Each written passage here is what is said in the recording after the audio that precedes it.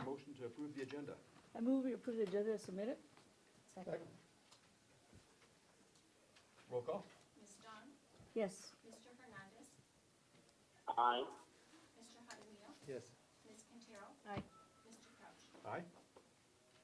Next, we have board comments. Mr. Jaramillo, do you have any board comments? None at this time? Ms. Quintero? I do. What a surprise. It's like, so, I am so excited. Our Sunnyside students made the front page on Saturday. We're so proud of them. So, you have until 12 o'clock tonight to buy a shirt for the fundraiser that they are doing for the volleyball team at Pueblo. So, gotta order mine. It says Tuesday is the last day, so this is Tuesday. Technically, 12 o'clock tonight, Tuesday. So after the meeting, order your shirts.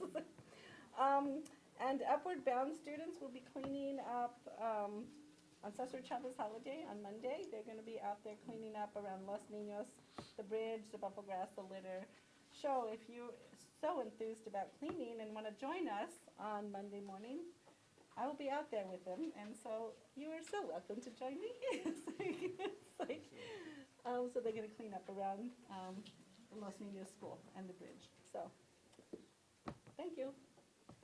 Ms. Dawn? Yes, just really quick, I just want to thank everybody that came to the opening today of this beautiful building. All the students, I know they're so excited, you know, when I come, even when they're in the classroom here, they're just bubbling, they're so excited about what they're learning. And they're gonna learn all kinds of great trades while they're out there on, you know, the construction field, but also the heavy machine. And they're gonna have jobs. As soon as they get out of school, they're gonna have these certificates, they're gonna give them opportunities and jobs. I've just been telling people, I've been auditing the educational programs in the state prisons, the adult state prisons, and I've been seeing them do the masonry, been seeing them do the framework, been seeing them do the plumbing. And in Perryville, the ladies are doing the electrical. They're doing all of this stuff, plumbing and everything, in prison. But how much better our kids have an opportunity to do it and never go to prison. That's what we want. We don't want our kids in prison learning these things. We want them here in our schools learning how to do these things. And I want to thank, I know we're going in a little bit, but thank you, Dr. Storm, for making this possible. We truly appreciate it.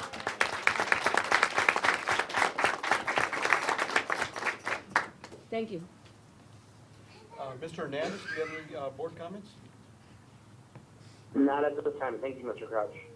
And I'll hold my comments as well. Next on the agenda is the superintendent's report. Sure. Mr. Holmes?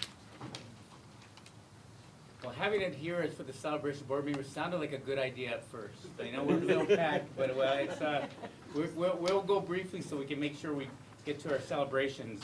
The only two items, we have the Apollo Special Olympics I want to recognize. Apollo Middle School Special Olympics practice with Sunnyside golfers, so it was great to prepare for their competition later this month. Nice. So Apollo students utilized the golf facilities, practice facilities at Sunnyside High School, which is something we had been talking a lot about to make sure that's available. So I want to thank Mr. Rodriguez for opening that up and making that happen with our kids over at Apollo. And then lastly, we have our Cougar Classic results. Dustin Williams, Pima County School Superintendent, who's out there driving one of the big heavy machinery. I told him if he can run into the next building over there, that would be great. His team visited with a bioscience and digital photo class at Sunnyside High School. Mr. Williams and his team then made their way to Desert View High School's iSTEM program with a brief visit to the Jaguars' then culinary classroom. So it was great to see Mr. Williams actually out there visiting our schools and checking out the great work that's happening at Sunnyside and Desert View and here at Star Academic High School and the work they're doing in our JTED program. So I'll thank him personally if I can catch him on that. I think he's still out there, so everyone be very conscious if you're driving out and the things. So that concludes our superintendent's report. Thank you, Mr. Holmes. Next with the board, and Mr. Holmes, join me in front for recognition. Yes. Really? Yes, Work your way up there. Stand here.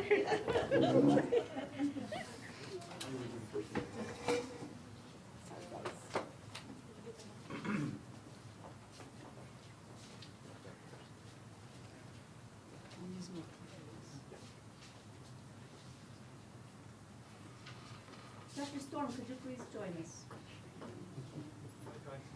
I saw that.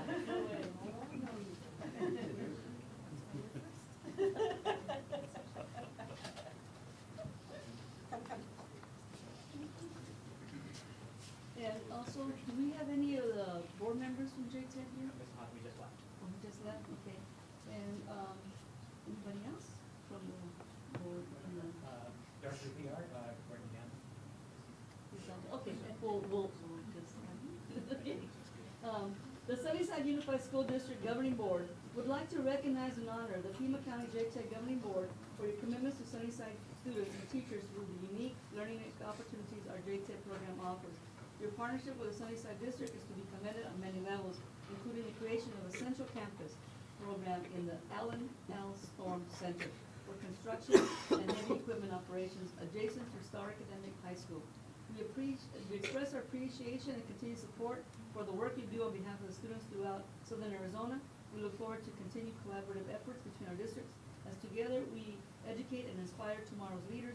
Dr. Storm, thank you so much for inspiring us and helping us build this building.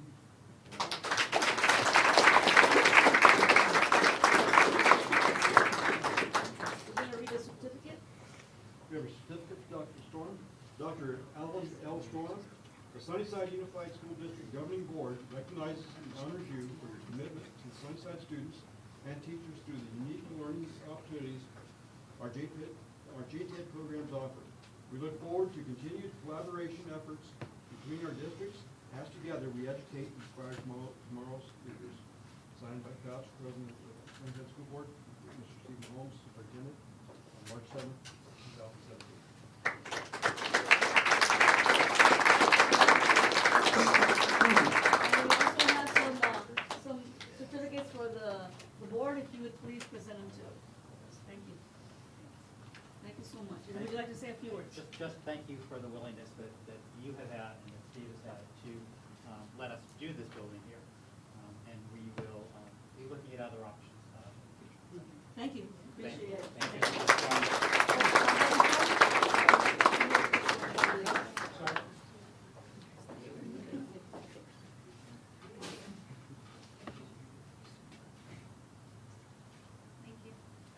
Thank you very much.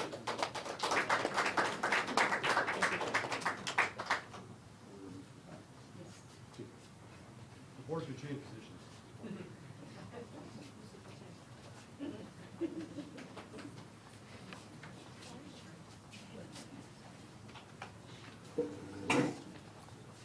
Okay.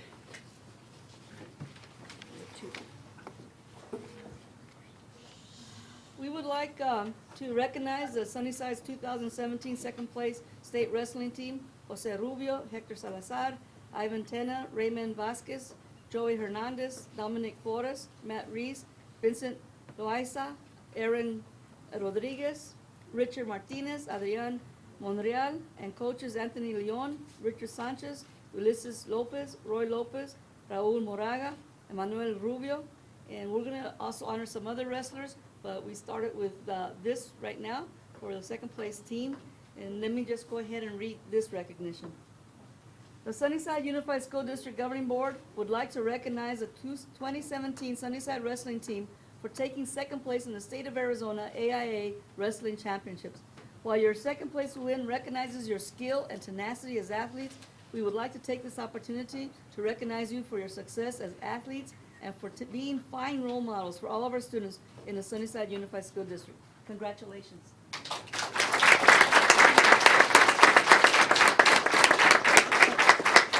We have some certificates, but because these are all the wrestlers, let me go ahead and read the next one, because these are some of the other ones, also their names here. This is for the 2017 State Wrestling Champions for the individual. It's David Salazar, Roman Bravo Young, Manny Garcia, and Jesus Ibarra. The Sunnyside Unified School District Governing Board would like to recognize Sunnyside students David Salazar, Roman Bravo Young, Manny Garcia, and Jesus Ibarra for winning the top state of Arizona AIA Wrestling Championships in their weight class. You have demonstrated exceptional talent, effort, and athletic perseverance, and we are pleased to recognize you for your winning season. You are an inspiration to your peers and students across the district as you exemplify the highest level of athletic achievement. Congratulations.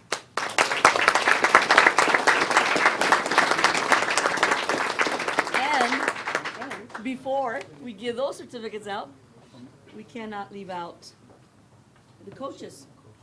So the governing board would also like to recognize Sunnyside High School's wrestling team coaches, Anthony Leon, Richard Sanchez, Ulysses Lopez, Roy Lopez, Raul Moraga, and Manuel Rubio for their commitment and their passion in sustaining the legacy of an outstanding athletic program. It gives us great pride to honor you tonight, along with the students you have trained and mentored who have completed successfully at the state championship level. Congratulations to all the coaches also. And we would like to have, before we give out the certificates, have the coach say something. Yeah, on behalf of the Sunnyside Wrestling Program, the little kids that are practicing tonight, thank you guys for this great honor and come in front of the board and be honored. All these kids have worked extremely hard over the last years. It's been years. Some of these kids have been wrestling in the Sunnyside Youth Program since they were in second, first grade, and we're blessed to be here tonight. And these guys are honored to be in front of you guys and to be honored. And what we can promise is that we're going to continue to work hard and continue to build great young men, not only that you can be proud of in the athletic realm, but in the classroom as well. Thank you. I think, they worked hard. I would like myself, I don't know, Mr. Croucher, if you would like, if we can go ahead and call them out with their individual certificates? Yes, and combine and shake all the board members' Yes, hands. please. There's my team. They're not here, so he- No, that's okay, he knows who. Yes. So just call out the ones you know. Are here, the ones you know that are here. The ones that you know, I'm sure he knows them all. We'll recognize every kid that's here. I'll do this. That's right. Let me give you the names of the kids that are here and just briefly so that everybody knows. This is David Salazar.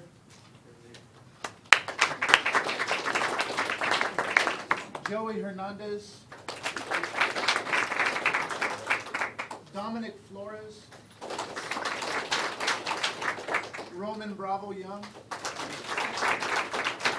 Raymond Vasquez. Juan Manuel Garcia. Adrian Monreal. Richard Martinez. James Soto. Andrew Bravo. Vicente Loaiza. Matthew Reese. Jesus Ibarra. Orlando Sotelo. Daniel Mendeville. Jose Rubio. Abram Vasquez. And Ivan Tena.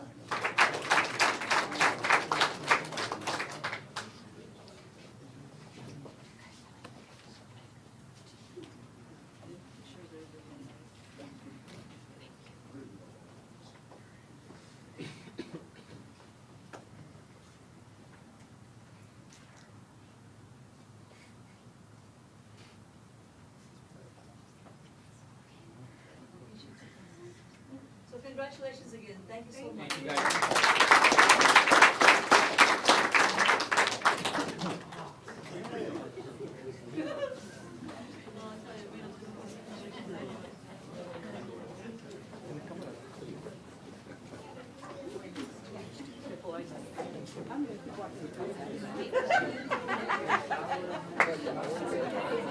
Tell Becky she can't leave.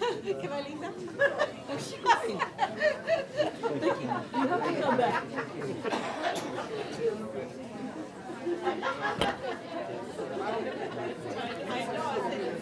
Becky walking out with the horse. No, you cannot. Come on, you caught me. I saw you walking out with the wrestler. Walking out. Thank you, ladies. She was walking out for the wrestlers. Hey, I got it. Ordered my shirt. That's true.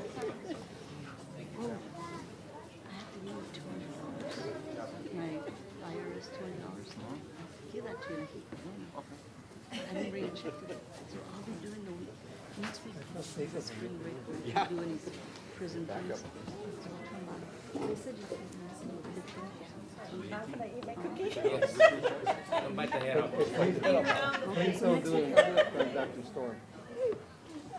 Can I say who it goes to?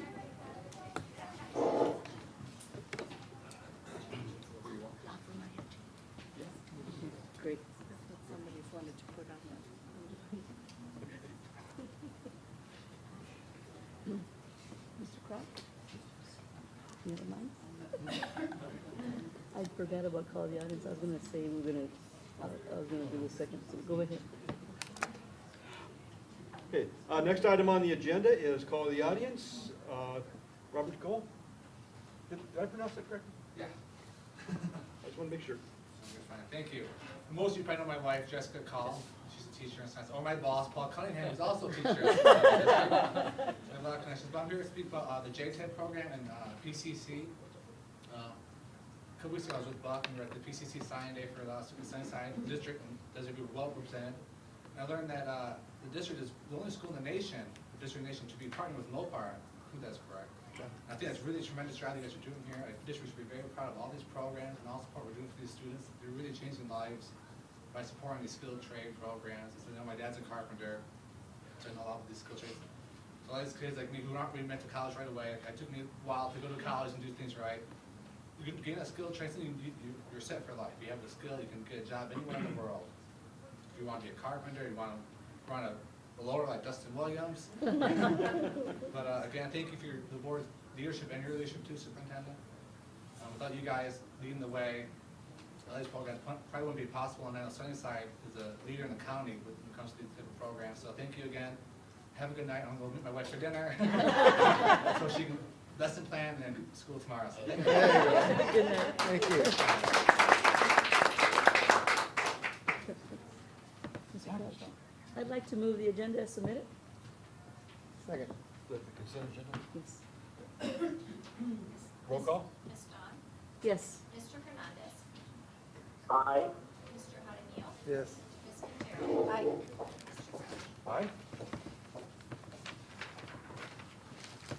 Next on the agenda is under general functions, self-funding overview. Dr. Bergman, Ms. Emily?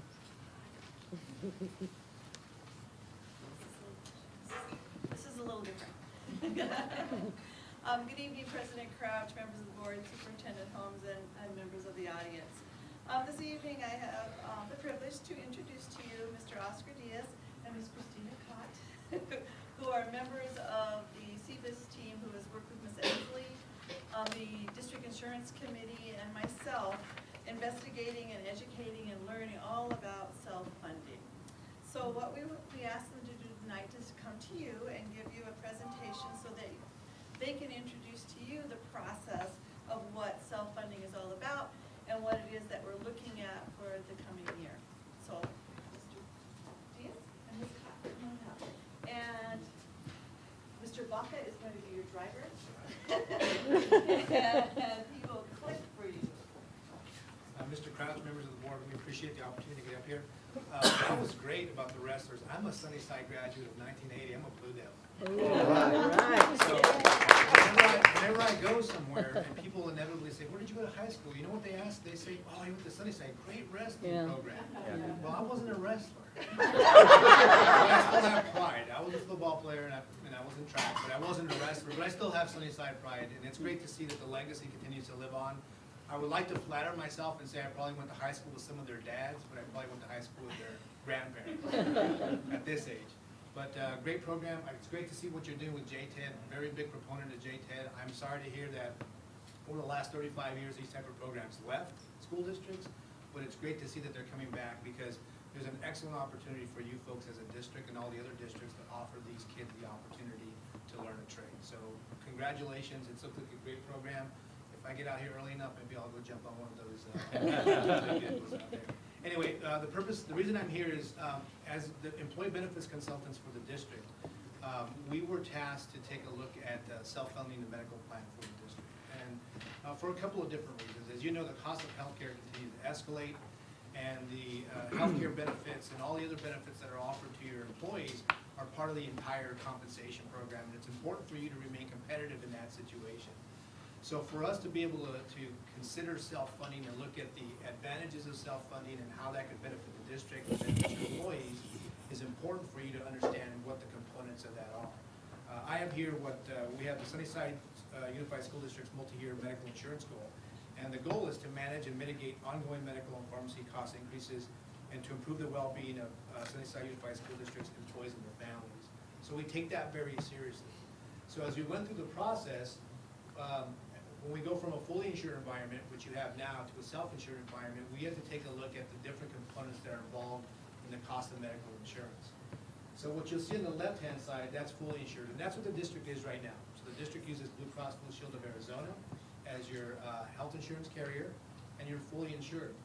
And what that means is, the district pays them a preset premium, they collect those premiums, and they're on risk for the entire cost of healthcare. So any claims that come in, they're on risk for that. The components that make up a fully insured arrangement are premiums, taxes that are collected by the insurer, the reserves, which are held by the insurer, any margin or profit is held by the insurer, and then they pay claims on a monthly basis, which is the risk. So the insurance companies set a claim amount, they charge the district, you pay them. If the claims come in lower than what they anticipate the claims risk to be, what happens with the excess? They keep the profit, correct? If it goes above that, then they take a loss, they make an adjustment to their claims, out to the rates for the following year, and then they charge you more as a result. When we go into a self-insured environment, things change a little bit. And they change in the sense that now, essentially, you become the insurance company because you're funding the risk. You're also paying the administration costs. So when you take a look at that, the top line talks about premium taxes that you pay. Under the state of Arizona, for a fully insured, under fully insured rates, you pay 2% premium tax. Okay, so you pay on the entire cost of that. When you go to a self-funded arrangement, you're only paying premium tax on the part that's called reinsurance, which is a much lower amount. So as a result of that, you're actually paying less than what we call fixed cost by being self-insured. The reserves are then held by you. So as we accrue for the expenses that are coming in, if you're accruing above that, you get to keep that additional amount. Also the margin. So if there's any margin or profit in there, the district retains that, as opposed to the insurance company. And then you fund the claims along the way. So the claims would be funded as they come in, and as the insurance company or third-party administrator that we hire pays claims, they will submit a request for payment. The district then funds those. Okay? Any questions so far? All right. So let's give you an insurance cost component illustration. Just real quick, you said that, so you were explaining the two, and you stated that when there is a margin that's over, we get to keep it instead of like the insurance keeps it. Right. What if there's not a margin over? If there's not a margin, then we purchase reinsurance. So there's reinsurance, and I'll speak to that in Okay, just a so second. you'll So there's explain that. built-in insurance that we call sleepless night insurance. Essentially, it covers you for any excess risk, so that way the district doesn't continue to pay above that excess risk. Okay. So we do have an insurance component built into that. An insurance for the insurance, okay. Insurance, right. I get it, Exactly. I get it, thank you. All right, you're welcome. Good question. So these are some components here that we want to compare. So on the left-hand side, we're using an $8 million illustrative amount. So on the left-hand side, you're going to see that in this scenario, you're going to pay about $1.6 million in administrative costs. So that's paying to the insurance company or a third-party administrator for the purpose of processing claims. They hire a pharmacy benefit administrator. They hire a network of providers. All that's built into that administrative cost.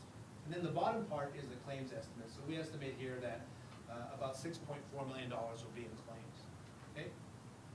When you move over from the fully insured side to the self-insured side, if your administration costs are going to be about the same, about $1.6 million, but let's say your claims come in at $5.4 million. Well, simply said, you'll have $1 million difference. So that's reserves that you'll keep. Okay? So that's part of the way it's self-funding works. So if you have a situation where you come under that estimate, that those dollars will always be the district's. Okay? Next slide. So again, the main components are the claims, which are the cost of services for the benefits provided. So that's the reimbursement to not only pharmacies, but doctors, hospitals, ambulance services, all that is included in your claim cost. When we go self-funded, part of that claims cost comes from a provider network that that the third-party administrator will contract with. So those networks are already discounted and negotiated rates.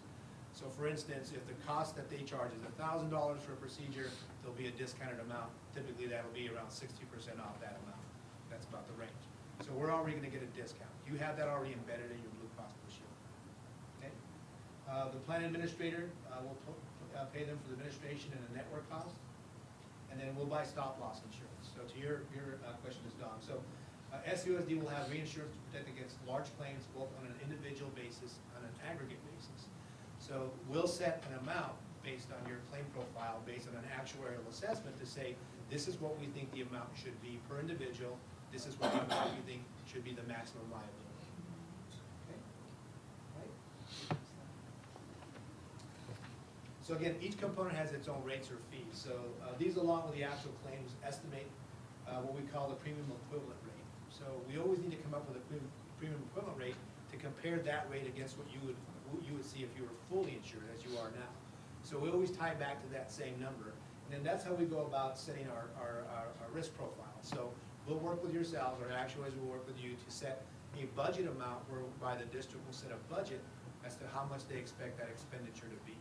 Okay? And we set a maximum budget, and then what we think based on your claim profile where you actually should be. And then we'll adjust that throughout the year. Or every year we'll do an adjustment. Premium equivalents are co-developed by our actuarial team.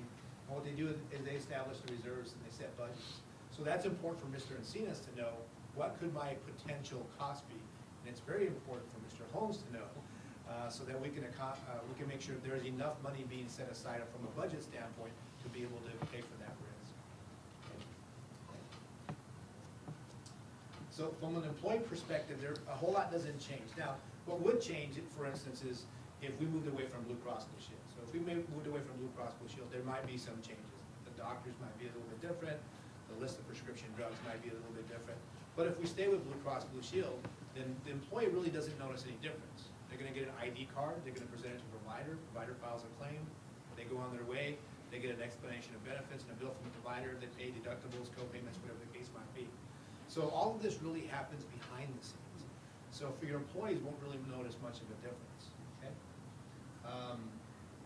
We'll continue to work with Sunnyside Unified School District as we have in the past on your benefit plan designs. So we'll always make sure that you're in compliance with any applicable laws, you're in compliance with whatever the Affordable Care Act looks like today, as opposed to what it looked like yesterday. What it will look like tomorrow, and the day after. So we'll work with you to be compliant. Some of the things that we also do behind the scenes, and we'll provide additional consulting services. So right now, under a fully insured environment, we're a little bit limited as to how much we can do with the data. We can look at the data, we can make recommendations, we can work with the carrier to make some changes, but overall, they have more say in the process than we do. When we go self-funded, we have a lot more say at that point. So we have more benefit plan design say. We'll bring in our pharmacy director to look at your prescription drugs. Is there a way to improve the cost of prescription drugs? Are there some prescription drugs that we should move from one level to another level to improve adherence? So a lot more goes on behind the scenes. And the goal is really to improve the cost of healthcare, but also to improve the experience for employees. So if we can lower the cost, level off the cost, under a self-funded arrangement, we're gonna have a lot more control over that. Under a fully insured arrangement, it's basically like buying off the shelf. Okay? So the next steps, as we've already gone through the process of issuing a request for proposal, and we've gotten some responses on that. We've already done an evaluation on the cost and an evaluation on the different the vendors who have provided us quotes. There's one additional step that we have to take, and that's for reinsurance. So we issued a request for proposal for standalone reinsurance quotes, and those quotes are due next week. So once we get those evaluations, we'll get those in, we'll do an evaluation, and then we'll pair up the best program possible from a cost standpoint, from a network standpoint, and then meet with the district to then evaluate our next steps.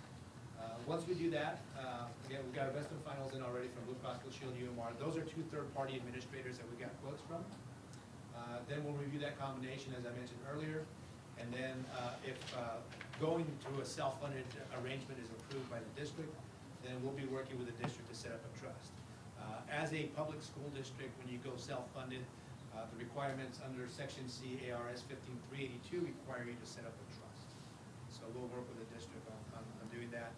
We've already been working with an attorney behind the scenes that will help us go down the path of setting up a trust. Okay?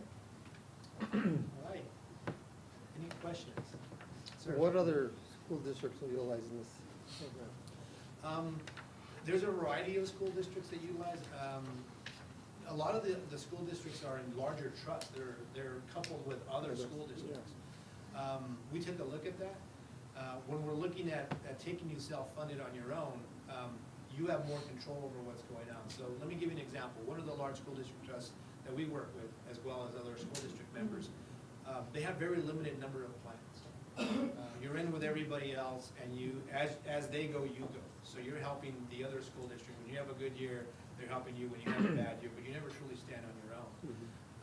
We want to embark on going down the self-insured process with you folks because we feel a school district of your size has a lot more opportunity. Tucson Unified School District is self-funded. They went self-funded several years ago. I think right when you were about to leave, Mr. Holmes? Right around there. So they're another school district that's self-funded. In our agency here in Tucson, we have about 350 clients. 56 or so are eligible for self-funding, and about 30 of those are self-funded. And what kind of experience has TUSD had? I don't know. I don't work with them personally, so I couldn't. I would speculate if I gave you any response to that. We overall have very good experience with our clients being self-funded. Now, granted, you don't always have a good year. So there are good years, there are bad years, and we make the accommodation for the bad years. But you do that in a fully insured world also, because when you have a bad year, you get a pretty big increase. I had to deal with a client today that got a 25% increase. So I left the car running, slid it in the door, and ran. But that's the reality of what happens in a fully insured arrangement. If you're self-insured, you have a bad year, we can look back and say we know why. If your claims ran higher than normal, we know why. It's not an insurance company saying, we lost money on you, we need to make it up. Mr. Terrell? I don't know if this question is for you or for you, but have we talked to the employees and how do they feel about this program? So we have an insurance committee that we've established, and have ran that by them. We still have a second opportunity to, before we bring it to the governing board, to vet it with the committee once again, represented, and with IBB. So there are two major groups, and the expectation is that it's shared out more specifically with our staff, not that we just have people within those, but one of the things we are going to work on, because it's a big change, is that it gets communicated out prior to coming to the governing board. And the reality too, Mr. Holmes, is once you're self-funded, we really want to be a little even more transparent with your staff and really show them what the performance of the plan is, either on a quarterly or a semi-annual basis. Because at that point, really it is your insurance. It becomes your program, and you're more vested in it. Just for further clarification, one of the reasons why we're coming back is we still hadn't received all the quotes. So trying to compare a fully insured with self-insured without the numbers makes it, it's basically like presenting here. So we know that it's a good option if we have good years, but without seeing the numbers coming back, and it just came back, now we're able to at least have some conversations around what those options will look like financially. We wanted to speak to you about it in a conceptual way. Ms. Dawn? Yes, on the last slide, number 4 said if self-funding is approved, begin setting up a public school district trust per section C, ARS 15-3382, that the governing board assistance may be requested in establishing the trust board. What does that mean? What does a trust board mean? So there are a couple different ways to set up the board. One is you appoint one trustee, and that trustee oversees the board. We would present to the trustee would then come back to the board for any decision-making. Ideally, you should have at least 5 members of the board as trustees, and those members really should be from the district. They should be. Are they employees, No. community? It would Who be are they? Community? It would be community. So we have a group of 5, the best scenario Right. is a group of 5 community members as the board for this particular The trust. trust. And then we would continue to be representative. Typically, we might be included as ex officio board members. That would be up to you. Simply for the sense that we would come and present to you.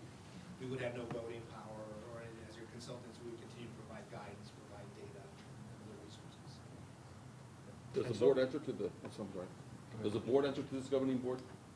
That, the trust board? If They do, yes. they answer to the governing board? They do. So in one scenario, each of the governing board members could select one Correct. trustee board member. And typically, a good idea is to select them from different areas. Maybe somebody from finance, maybe somebody from law, somebody from education as well. So that way you have a good cross-representation of people on the board. You don't want everybody to be the same and be the same mind. Somebody from the medical field? The medical field would be excellent as well. Mr. Holmes, how is it gonna be determined, how our employees are willing to accept this type of, insurance? How's it gonna be done? You're gonna take a vote, and you're gonna take IBB, I'm sure it's presenting, but how's it gonna determine the willingness to make the change? You know, the challenge then becomes trying to get every single vote tallied is gonna be impossible. And so, But you still have to have the majority that wants to go with it in order to make it happen. yeah, my expectation would be, we run it first through the committees that exist, which would be our insurance committee that represents a cross-representation of administrators, teachers, and classified staff. Then through IBB as a second vetting, and then finally with some presentations to staff. If there's, the majority of folks feel like this is a good option, then I can bring data back to the governing board saying, you know, IBB supports it or doesn't, the insurance group supports it or doesn't, and the majority of staffs. And I'll have to fill that out based upon conversations the principals will have from staff, and then working with IBB, people like Ms. Martinez, represent SCA, if she gets a lot of concerns, to raise it up our way. The reality is that I'm not sure people understand it well enough to make a decision until we look at the financial picture. Numbers mean everything to folks, so I think at the bottom line, people are gonna make decisions based upon, is it gonna cost me more or less next year? And that has not been presented yet. I still feel that the long-term option for us is still best served in this type of model. Again, we can't predict good or bad years, but based upon what we've seen over at least modeling the last few years by CBIZ, had we gone just to give you a perfect example, had we gone self-insured 3 years ago, we would be sitting with a surplus in that program. But if I had gone back further years, we may not have, right? So this is where there's peaks and valleys, but based upon the options changes that we made last year in terms of our plans, which was to take out the high option, we positioned ourselves well for moving in this direction. But to your point, you know, a lot of people are gonna wanna know, what's it mean for me next year for cost and for the future? Quite frankly, I believe that this will mitigate the slope of the increases. I think insurance rates are gonna increase over time no matter what. I don't see anything, but our hope is to make them, make the increases being as less as possible.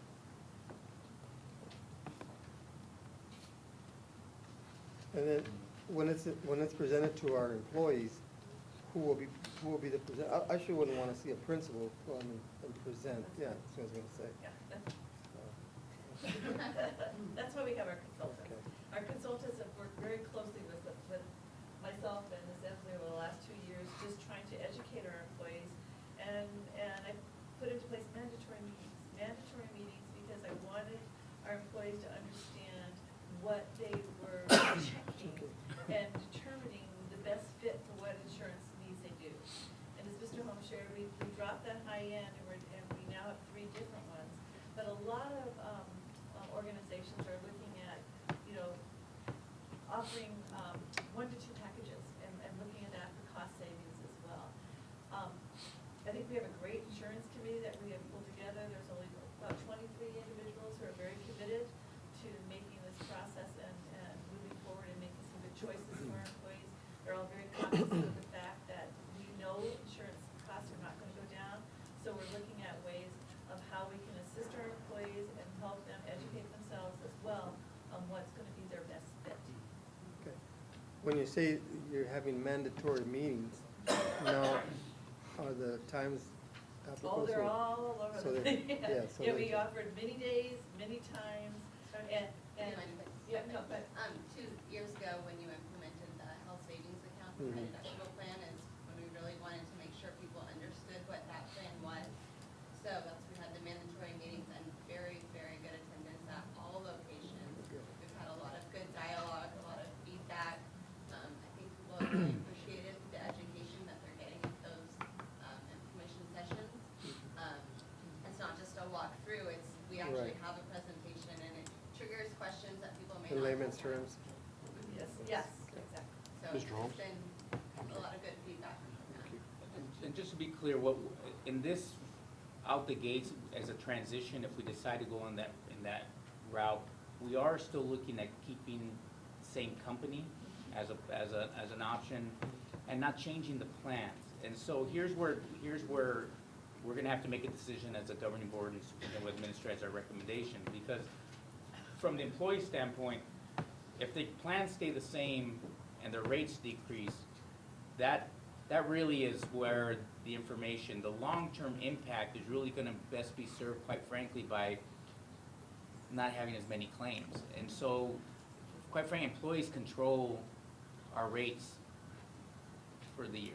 I mean, that's the irony in all this. So we can continue to manage on the back end administratively what we believe is the best option long run for our, but at the end of the day, it's the employees, whether it's controllable or not, that's what controls our rates. And so I still believe employees' input in this is gonna be important, but I think at the end of the day, it's gonna be less about them wanting to know whether we're self-employed. They're gonna know, can I keep the same type of benefits and will it cost me less? And so that's where it becomes a little bit less of a consensus kind of vote, as much as it is of getting everyone the right information and then getting the board the right information. What does this mean long-term? Can we sustain the cost associated with that? But quite frankly, the healthier employees lower our costs. And so we're gonna have to continue to look at ways in which we can help our employees become healthier and investing in that end of it. Mr. Hernandez, do you have any questions? No, I think most of the questions that I had were already asked, so thank you for calling on me, but I'm good. Anyone else have questions? Mr. Terrell? Just real quick, because I just want to make sure, this is just medical, right? It's not dental, it's not eyes, it's just medical? Just medical. Thank you. Thank you very much. Appreciate the opportunity. Thank you so much. See you soon. Thank you very much.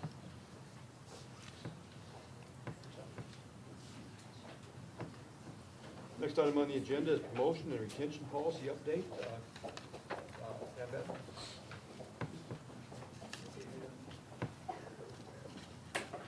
Good evening. Good Mr. evening. Crouch, Governing Board, Superintendent Holmes. I told Javier he gets to drive, you better not mess this up. He threatened that if I was taking too long, he's just gonna start scrolling, so. That's right, so I'll judge by how fast he's scrolling when this is going. And I've asked Roxana Rico to join me up here as well. What we wanna do is float an idea out and then engage in a conversation or discussion. I will tell you, this is at its very, very, very beginning draft stages. So what you're seeing, even though it says proposal, it's really a proposal to think about a proposal.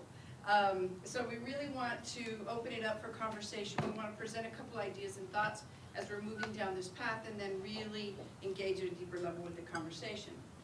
That's good, like a secret that I just looked. One of the things that we do, we know that we have a graduate profile. We know what our ultimate goal is for our students. So what we want to do for tonight is just really focus in on our 7th and 8th graders. Just really look at that middle school bubble. So when we look at our 8th graders, what we really want to do is make sure that the kids that we're promoting out of 8th grade are high school ready. That they enter that system that is so different for them and they can handle that system. Oh, come on now. Second slide. So what we did is, we're in the process now of doing some revision. Dr. Vivella stays on us about doing our policy revision. But this is just a little bit of an excerpt that just shows you sort of how global the retention policy is. So what we would really be proposing as we make this proposal, move this forward, is a change in an addition of a regulation, not really the change in the policy, because the policy stays broad. We would be moving more towards a regulation.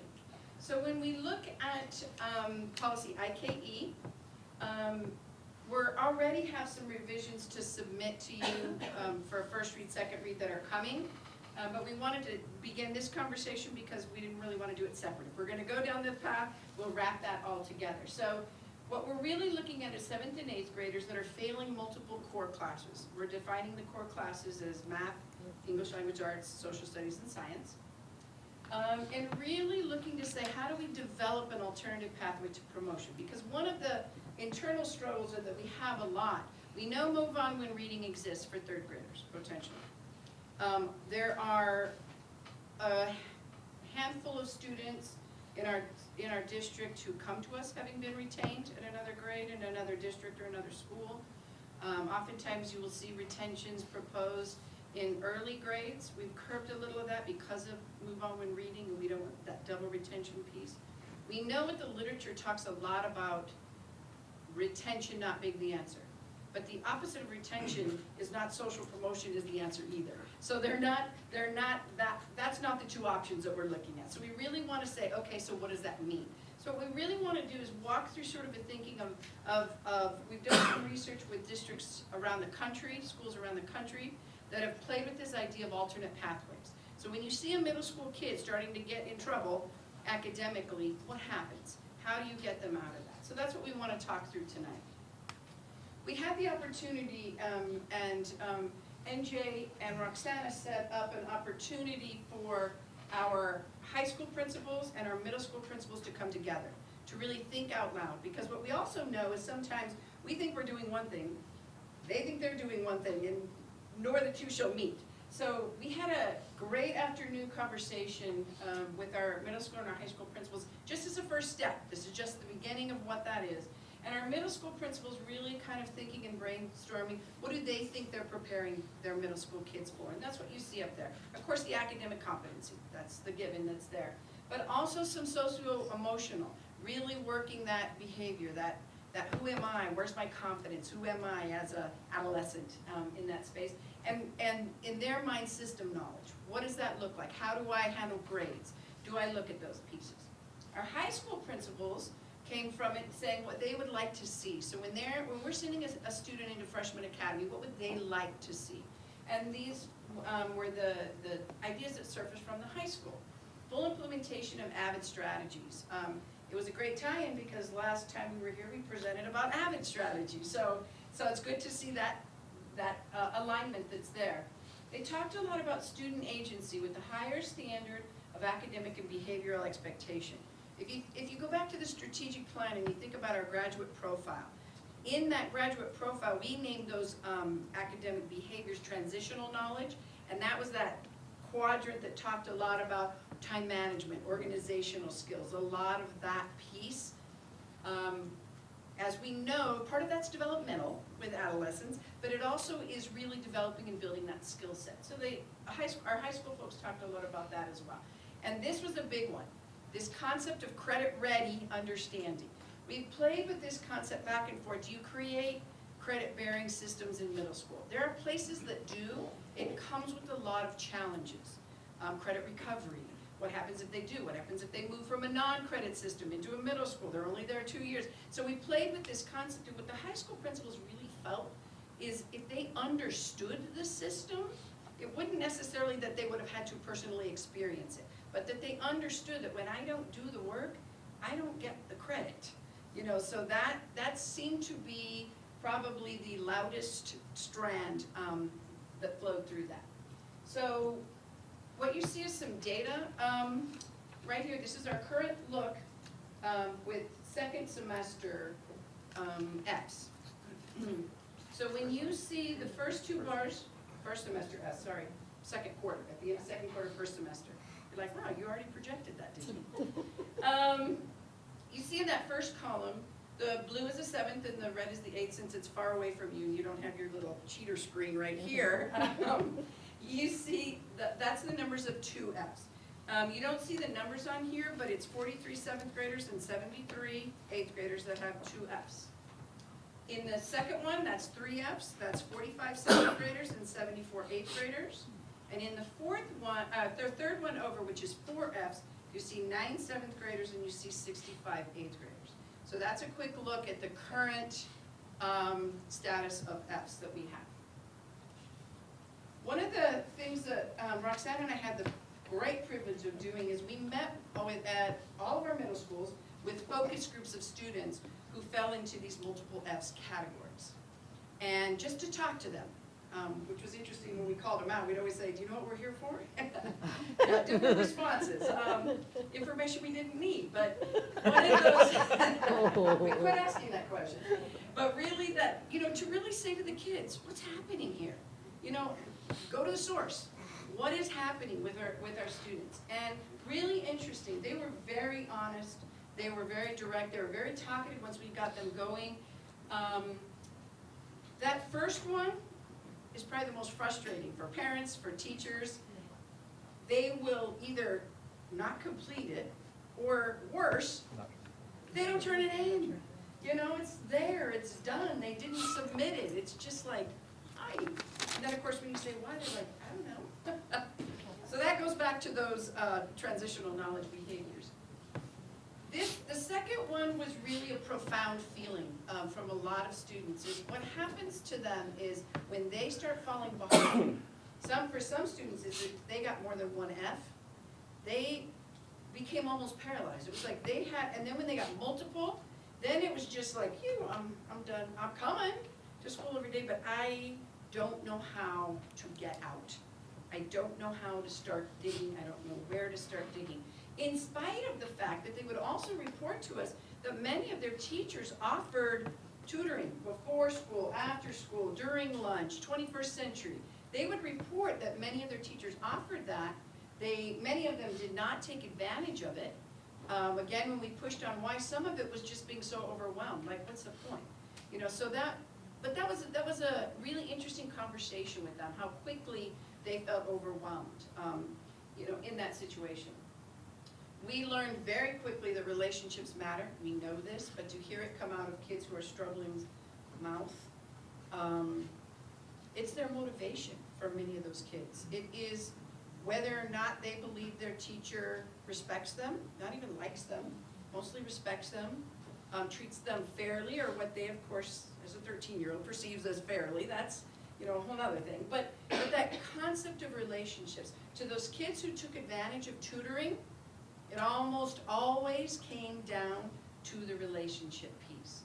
Did they feel comfortable? Did they feel comfortable being able to say to that teacher, I don't know? Or what was interesting is they would go to a teacher who wasn't their content teacher, that they would be struggling, say, in science, but they had a good relationship with their math teacher, they would go to their math teacher about their science grade. So that really spoke to that relational piece that was in there. This is an interesting one, and this played into the conversation. We talked briefly about grading about credit in middle school. Grading policies differ. We know that. This is a conversation eventually we need to really get to. What are the commonalities in grading practices? But the kids would call it out. They knew whose class was harder. They knew you might get a D in this class, an F in this class, but the same class, same level of work in their opinion, maybe a B. So those differences in grading practices, the kids were very aware of that. So that also spoke to us saying, there's work to do on our end as well, is how do we think through that? How do we communicate that? What does that look like in that place? The last one was interesting. We had a number of students who talked about their parents, because we would say, okay, so what happens, you know, if you fail? Well, my parents don't really know what to do either. And so we said, do how? Well, first it started out like, well, they'll ground me or they'll take my cell phone, but then they really want me to have my cell phone in case I have to call for a ride, so they give me back my cell phone. So of course, these are adolescents, they figured that one out, you know, that like, okay, I can work this.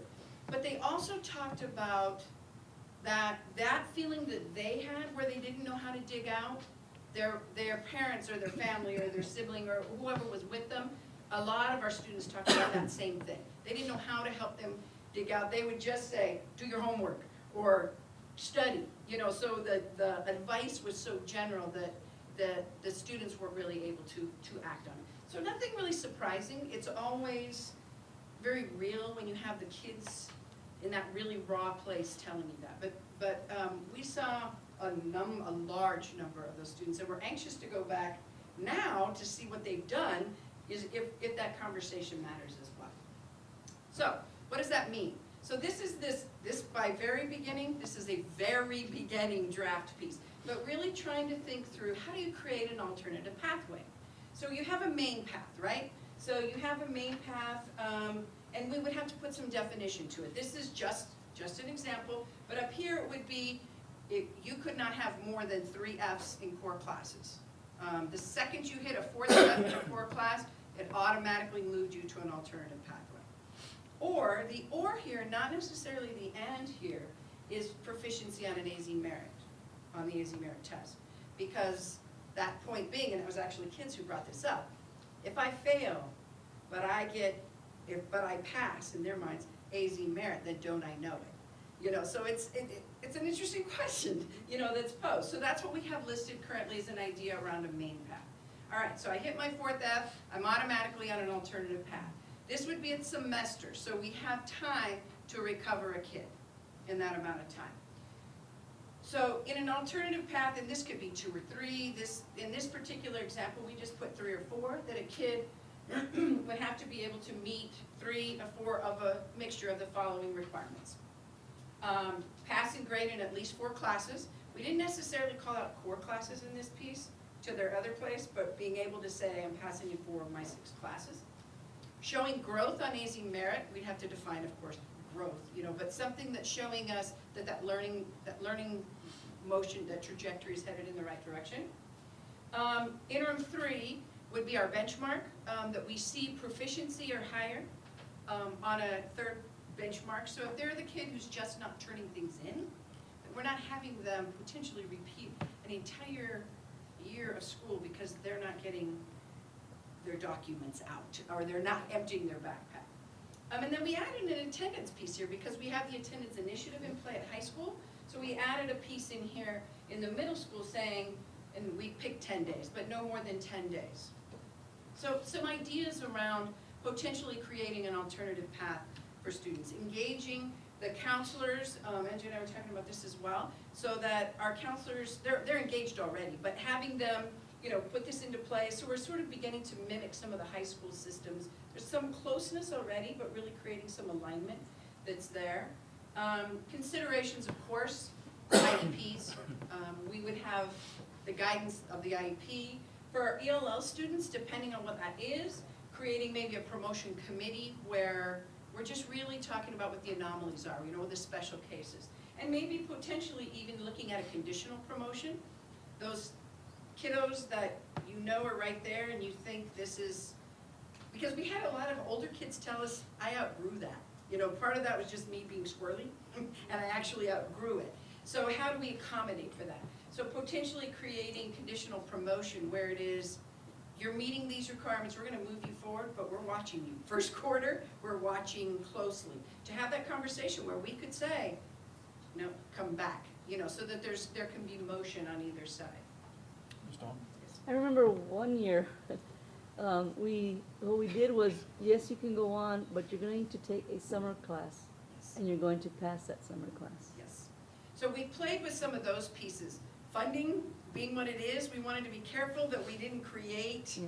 a recovery system that we couldn't fund, but absolutely. What are the other opportunities? And there could still be some. There could be some after school, Saturday school, you know, other pieces that would be in play, because the idea is not punitive.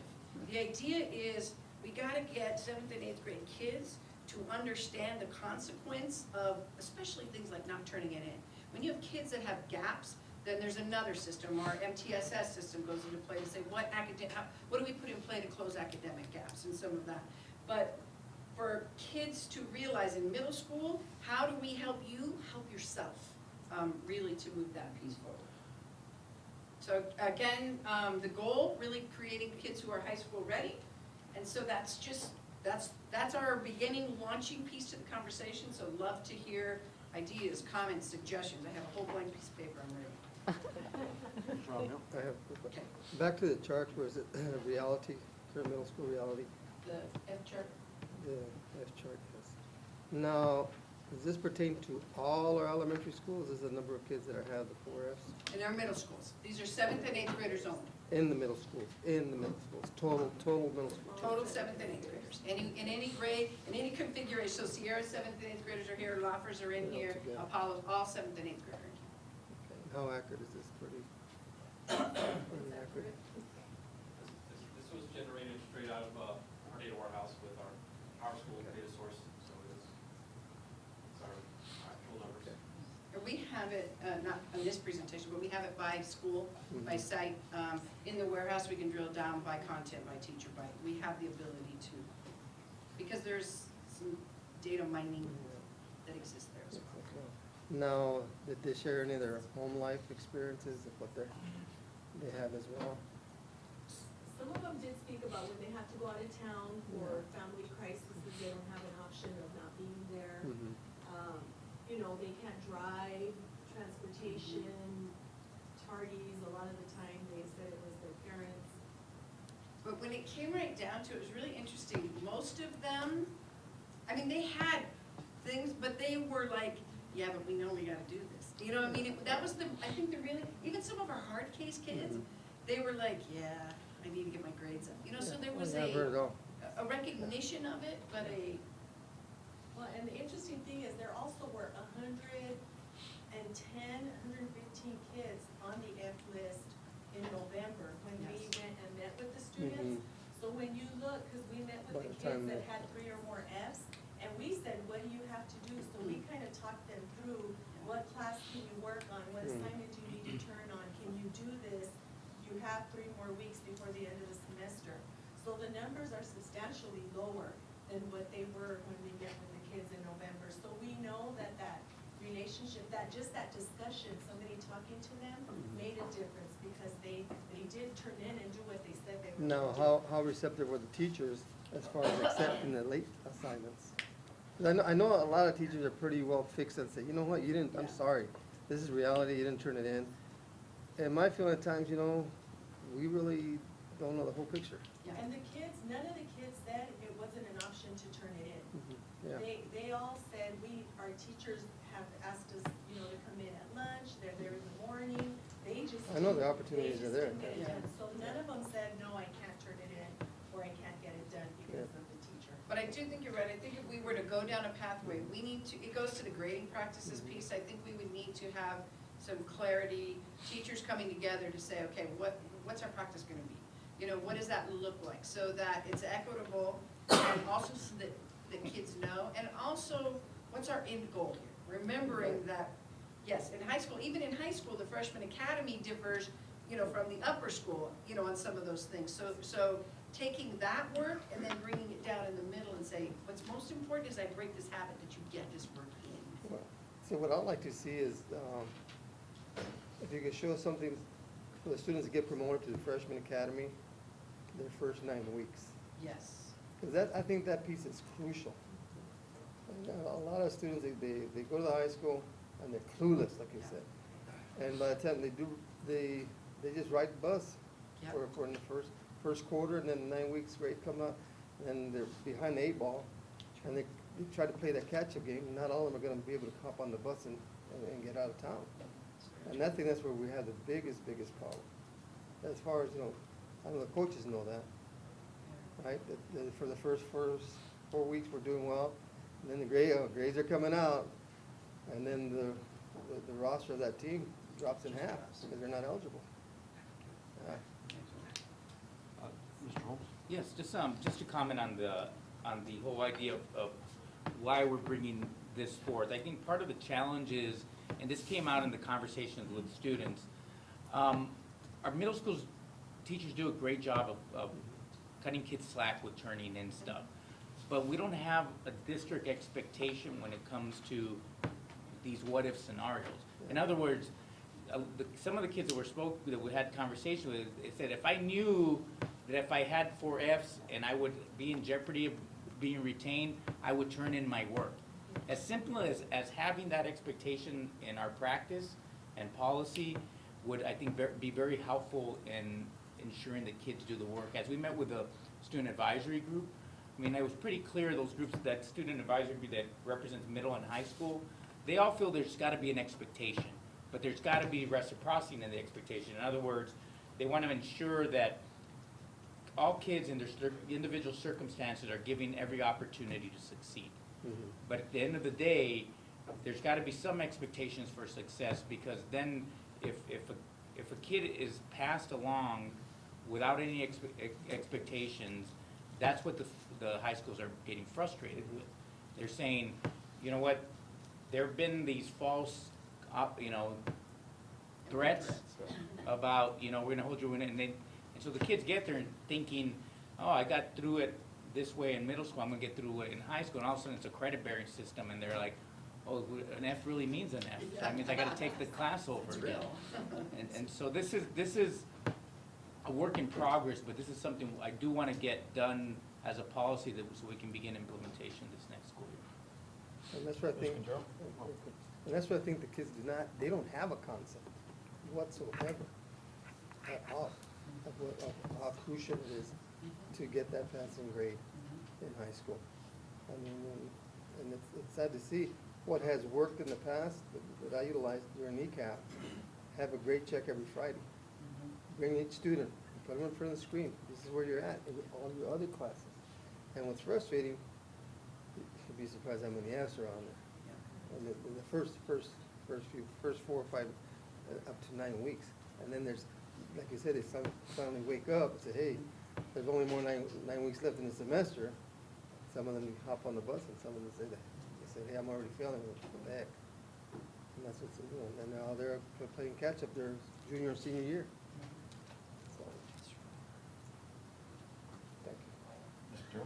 And so, for our goals or for resources, there are free resources out there, like the Valencia Library has free homework help. I mean, if we could make a list of resources where the kids can go, that's not in school property, it doesn't cost us more money, because these are free services. What about some of our community volunteers who just want to help our kids in the neighborhood? I was fortunate enough to go to Pima College and redo my math skills. So when my son was in 8th grade at Apollo, and he came home one day and says, Mom, I don't get it. And it's like, I do, I finally get it, I can help you. So it took me going back to school to help him with his, you know, with his algebra. And it was like, I can do this. So after I helped him, then I had formulas and I could help the other kids. So it was really good that, you know, so there are people out there in our community that can help. You know, engineers that are, you know, like nothing else to do in their life. They can go out and volunteer.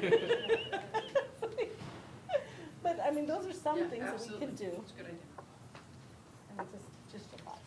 And one of the things that we didn't really talk a lot about here, but really as we talk about, I know that Ms. Castro's been thinking a lot about like heritage language programs. So when you can put something like a heritage language program as an elective in a middle school, but they can get high school credit for that. You know, things that we can do that start to help them recognize what that credit looks like and what opportunities there are for sort of leveraging that piece moving forward. That's another avenue that we want to definitely look at, because it gets that idea of credit, and this counts and this matters and this moves forward, you know, as well. I understand the 3 Fs, you know, gotta have a cutoff at some point. My concern though is, say we have 2 Fs in math, and they go into high school, and their expectation in high school is that they have some math skills coming out of middle school. They have that deficit, they have that hole there. Yes. How do we help them when they get to the high school at that point? Because they're a fail if they have these gaps. And I think that conversation, because that we went around, we keep going around in our department as well, because it also matters elementary to middle. Because we know that a lot of our math gaps are in the elementary to middle foundational knowledge gaps. So when they all of a sudden have to apply particular mathematical knowledge, that it goes to that, remember the wheel that we used last time in that conceptual knowledge piece, it falls apart for them. So how do we, as a system, really look at that to say it's not just a math intervention, because we've also been down the path of intervention for all. It's really how do we create those places and ways that those concepts can be mastered so the kids apply that. So when they're not, and a kid moves, so how do we develop conversations that say, okay, if we have an alternate pathway, and we move, and we know this kid's gonna move provisionally into freshman academy, then how do we work much closer with freshman academy, saying we know the profile of kids coming in, academic profiles, we know what those gaps are, how do we really flesh those out? Maggie Hackett talks a lot about really identifying what are those conceptual gaps, and then how do we work closely with the freshman academy to make sure we communicate those across. So I think there are some here's our angst about it. There are some system fixes we need to do before we hold kids independently accountable for some of the math gap piece that happens in there, because we know as a system, there are exactly what you're talking about, Mr. Crouch, that exist from elementary up, that we need to do some repair work on before we really put it all on that kid's lap. But being really thoughtful about what is the data telling us, and then how do we create a responsiveness in whoever's receiving students on that learning.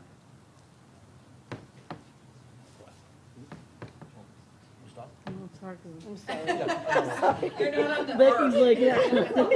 I'm so sorry. Okay, going back to the middle school and high school dialogue, Yes. slide. I'm really happy that you did that, because they don't talk all the time. Correct. You know, they're over here and they're over there, and they're busy with all their issues they've gotta do here, and they're busy with all their issues. So I'm glad you got them together, because a lot of their issues might be fixed if they work together with some of this.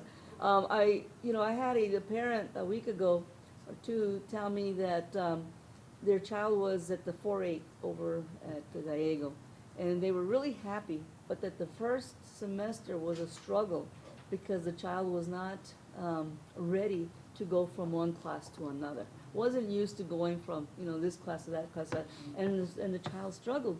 But he said now she's doing great, and now she's understanding. This second semester she's been doing, incredible. The first semester towards the end she was doing really, really well. And now he's glad. He goes, at first he was a little concerned himself because she was struggling so much. But now he's glad because she'll be ready for high school. So when you talked about that last thing, credit ready understanding, I definitely don't want middle schools to go full credit. We know that's not the answer. But we definitely need to take a look at what it is we can do to kind of give them the idea in at least a class or two of what it means, what that credit means, and what it means to not make that credit. What happens when you get an F and you don't get that credit? What actually happens? Because that's what's gonna be thrown at them in high school that they're totally, not ready for, because they've never experienced it. That fourth grade student, when that fourth grade student becomes a freshman, totally ready, because, or even as a middle school, totally ready because of the experience. So we have to try to figure out, and that's why I want the principals to get back together. Yeah, they are. And try to figure something out that will give them that experience of credit ready, so that they don't get all of a sudden credit ready in high school and they're not ready to deal with credit. So I'm really glad that they got together and hoping that they continue their dialogues. Because I think at the end of the day, it's gonna help them both. It might take some time here, but at the end of the day, it's gonna save them so much time. And I agree with you that, a lot of the things that we do is our systems. Yes. And we sometimes, without wanting to, because we love them, we want them to do fast, but we put up these little barriers that we don't even know we're doing that get in the way, and, the teacher might say, oh, he didn't turn it in, but maybe we'll get it someday, and, but he's doing well in class, he's answering questions, he's behaving, and but then at the end of the day, when she gives her grades, 0, 0, 0, 0. So she's gotta give an F. And even though she thought, she was helping the child, in the end of the day, isn't. So those systems, I think, need to be fixed first, so that we don't put a child even more systems that will cause even more of them to fail and to not pass. And not because they don't know the information, they don't have the knowledge, they're passing AZ merits, but they're not turning in their homework. The last thing is the social emotional skills. In one area, it was called for behavioral and skills and some. It's kind of all the same. In actuality, if you stop and think about it, the behavioral and the social is all the same. It's just the way that people are looking at it at different levels and differently. But look at what happened when just you went to talk to them about it. That one time you go and talk to them about it, they understand that, wow, that's true, look at this. Maybe I better start doing something. And they improved. And there's fewer of them getting, Fs. So what system can we put into place that will touch them the way you two touched them in that 1 hour? Can you imagine? You know, if we touched them for 2 hours, you know, and more of them? Because the ones that probably continued with their Fs were the ones that you didn't get to, Right. that you weren't able to touch, more than likely. So I think when the middle school and high school people get together, that's one of the things that they've got to talk about, is that social, the behavioral, academic stuff, all is together. And what can they do to make sure that, that each child is being touched the way you two touched them for that 1 hour? It's not that much, it's not that hard. You guys did it for 1 hour. You did it for 1 hour, and look at what you accomplished. There's gotta be systems in place. I know that the staff's already overwhelmed. We don't have enough funds to even hire one person for every middle school to just touch everybody. You know, go in the hallway touching them, you know, but there's gotta be something that if these people come together, that somehow we can figure out, what can we do with the staff that we do have to touch each and every child? Not even, and not just the ones that are getting Fs now, but the ones that we've seen as boards that did great as a 6th, as a 7th, and now as an 8th, all of a sudden has all these Fs, and we're trying to figure out why. You know, And I so. think when we look at developmentally where a middle school student is, I mean, they're hiding behind their bodies, their clothes, Yeah. I watched the They're busy, wrestlers yeah. here, and some of those kids, when they were in middle school, would have never shown up. Yeah. And they would have been with their sweatshirts and their hoodies on, and they'd be at the door. So they, you know, it's a difficult age. And when we first went to Apollo, the instinct was, well, let's just put them all in the auditorium and you can talk to them there. And I said, no, Oh. you know, we're No. gonna break them down and get 5 or 6 at a time in a group. Where they Because can't we hide. know, we've been speaking to them Yeah. in large Yeah. groups, but they need that smaller focus group setting. But I think motivationally, and it was interesting at the student advisory, we had some of the squirreliest middle school kids are now the leaders in the high schools. And the kids were saying, do they still have ECAP in the middle school? Because now that they're freshmen and sophomores, they see the value of ECAP time, but when they were in middle school, they didn't care about it. They didn't understand, why are we wasting time checking my grades? So I think developmentally, we have to look at how do we reach them, because they're at that very awkward stage. And that system piece, I think, matters in something like that, because even when we did it before, we had ECAP and we had grade checks. We modeled it after the high school grade check. But again, it goes to who are we dealing with? So we need to say, okay, the concept, yes, Yeah. but the who is a different who at that Different moment in audience. time. So how do we make it relational? How do we build it into an elective piece? You know, that one day a week is grade check for the first 20, you know, whatever that looks like. How do we take those systems that are working positively, and how do we create them to look and feel different in the middle schools? One of the things that I'm glad that Mr. Holmes has pushed us on as we keep moving these pieces forward is the timing of this is we really are starting to rethink our middle schools and what is that experience and how do we motivate kids, period, in middle school. This is a great time to do that. So that concept of really introducing how do we start to move middle schools to a different kind of a place? You know, I thought about that as we stood in this building today, and I thought how this opportunity touches a different kind of a learner. Well, middle schoolers, by their very nature, are a different kind of a learner.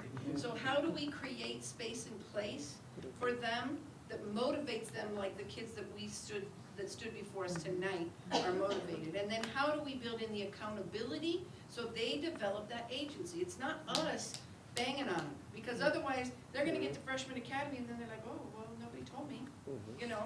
So I think it's really a nice timing for the marriage of those systems to really come together. Mr. Holmes? Yeah, and I'll just echo a little bit of what Pam, that was kind of some of my notes here to highlight.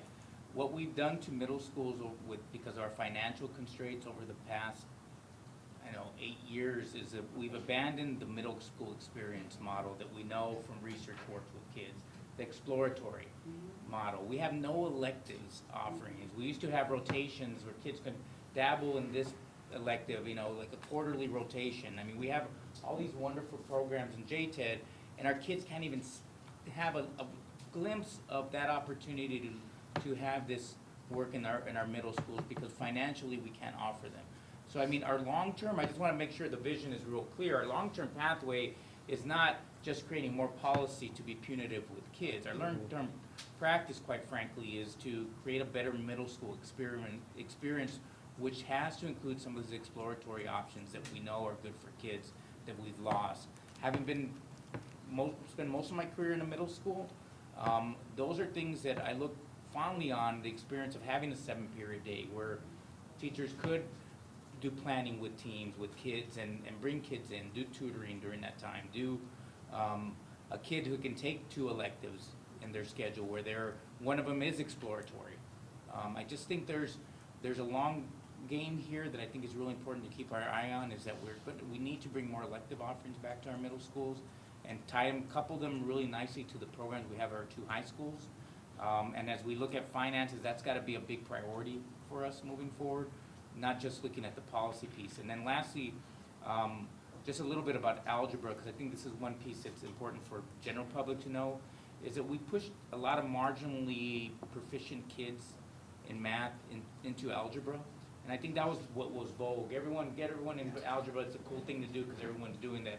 And I think we did a big disservice for our kids who are marginally proficient in math, because not only that we push them into what we thought was higher expectations, we actually created an even larger gap for their success moving into high school, because they just missed a whole 8th grade standards, which are important for their success in the future. So I just think these are things that we're second guessing our work of the past to kind of come back to what we know is good practices. But I just want to go on the record kind of real stating that there is a long game vision here that includes these items that Pam mentioned, but it also hopefully echoed today, that we have to start tying these practices back into our middle schools in a tightly kind of,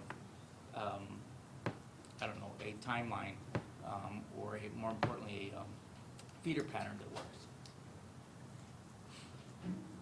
Mr. Avila? One quick one. The other component we're missing is we have to educate the parents. The parents and the grandparents, because how many of our kids are not living with their grandparents now? And a lot of times they're clueless as well. And that was a part that was very clear with the kids, not in a negative way, it was just like yeah, they don't know what to do. You know, I mean, because it's not so simple just to say, get your grades up. Right. And what does that look like? And work is so different, standards are so different, homework is so different, you know, everything about that support is so different. And so sometimes it may be helping our parents to say, how do I help direct you to those resources? You know, that's how Khan Academy grew to be what it is, because how many math kids came home and their parents are like, yeah, I'm out. You know, but as soon as they could get on Khan Academy, you know, whatever, they could network. You see kids all the time, I know my daughter in high school did it, take a picture of the problem, send it to a friend, the friend worked it out, send the work back. It wasn't about copying the work, but it was the second she saw another student think it through, she's like, oh, I know what they're trying to do. You know, so it's also helping our parents to realize we want our kids, that's agency. That was kids. Nobody told the kids to text problems back and forth. They knew they had a friend who may not even be in the same state that they live in, that they sent it to. They got that information and they got it back and were able to learn from it. So it speaks to, you know, Steve talks about the student agency, and we talked about our coherence framework, and in the center of that coherence framework is student agency and learning. And that is the key piece. We want kids to figure that out. How do they make it happen for themselves? That ability to take full advantage of the academies, that's huge, you know. So it's really us getting a leg on it in that middle school, in that 7th and 8th grade. You only have 2 years, but you also only have 2 grades of kids. So your age band is so much more narrow. The things you can do with that funky group of kids at that age, you know, has unlimited potential. And the feedback that we got from kids when they talked about classes that they liked or what do they come for, it almost without fail was something that they were in a class that they were doing. It was either the class that had a lab or the teacher did it this way. It was their ability to touch it, feel it, make it happen. Those were the kids. Those aren't the classes they're getting F's in. Right. You know. Well, to build on what Mr. Holmes was talking about, I would love to see us have exploratory classes at the middle school that reflect their JTED and CTE programs at all of our high schools. You know, for the kids to understand that what they can do in ISTEM, or what they can do in the culinary arts, or what they can do in drama, or auto tech, or biotech, or theater arts, or wherever, for them to see that, get that passion built into them, so that they understand why.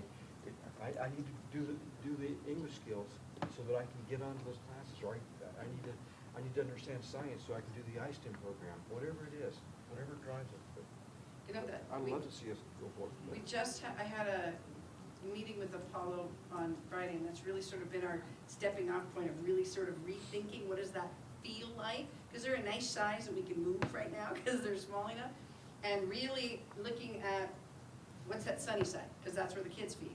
So this concept of the business and entrepreneurial work that's there. And you know, at the literacy night, the Apollo Real World Scholars that are making the bath soaps. Oh, yeah. Did you see me I do got that those. check?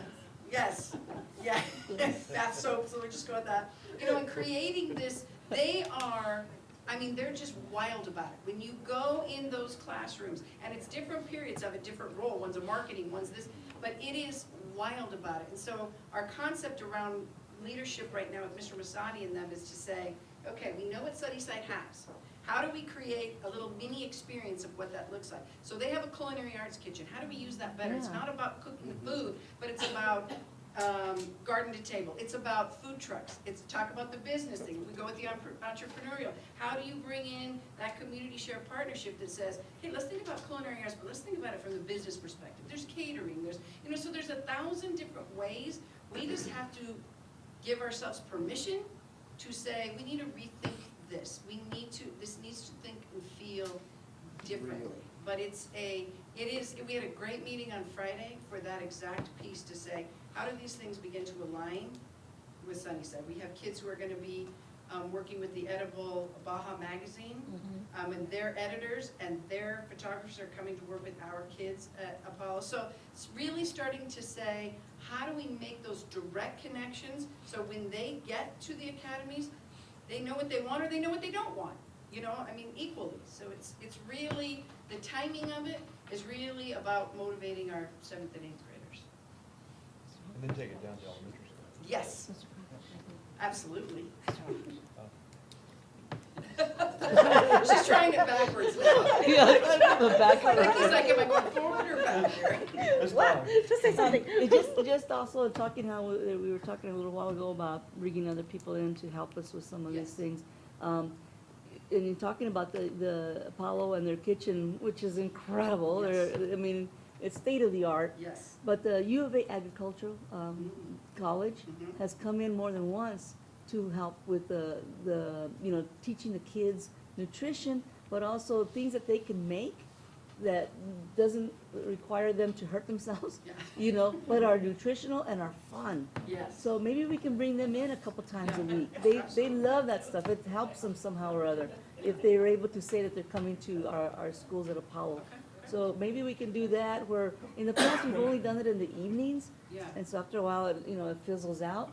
But if we can do some of that stuff during the day when we're Yeah. doing this ECAP stuff, when we're doing some of the other things that we're trying to teach them that are happening at some of our JTEDs, let's utilize that kitchen that we, a Yes. lot of money was put into it, and it is state of the art. It's beautiful. So what can we do to, bring in people during the day to come and show the kids, this is how you can make this, maybe walk them down here.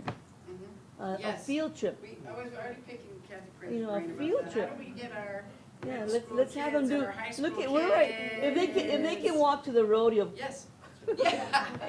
if they can walk to the rodeo from Liberty Well, Elementary. these guys could just bulldoze like a sidewalk or a road right through with that equipment out there, Yeah. right? But for them to see it actually in action. Yes. And these are the things that are happening here.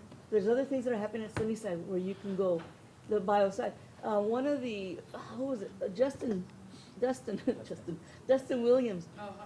The thing that, he got so excited about was the photography at Sunnyside. He just couldn't stop talking about the photography at Sunnyside.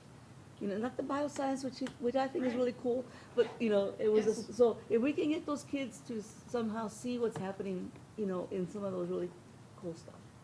You know, that's the motivation. Look at how much fun these kids here, you know, a parent here told me, my child was getting straight Fs and came here to do this thing here, one of these students, and now is getting straight As.